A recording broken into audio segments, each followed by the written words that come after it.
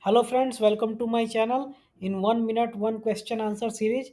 Our today's question is if a welder deposited 12 mm thick weld with 3 layers on a 16 mm thick test coupon during qualification test, what is the maximum thickness he is qualified to weld?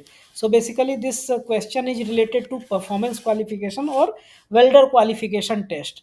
So the welder has deposited 12 mm thick welder has deposited 12 mm thick welding on a 16 mm thick test coupon plate. So during a welder qualification test, the thickness of deposited weld is always considered, not the thickness of the test coupon. Hence, the thickness of the deposited weld is 12 mm. This will be considered. Now we want to know the qualification range of the welder, up to how much thickness the welder can weld. So for this you need to refer QW 452.1b of ASME section 9. I have taken one screenshot of QW 452.1b.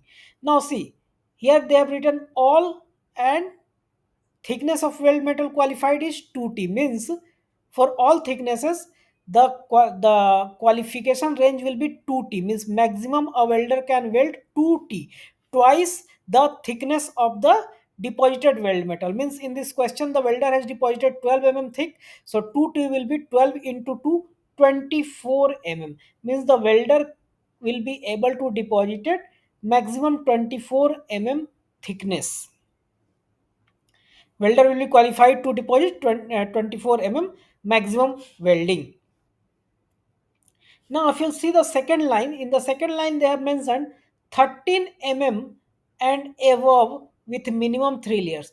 If the welder has deposited 13 mm thick welding with minimum 3 layers, then that welder will be able to deposit maximum to be welded.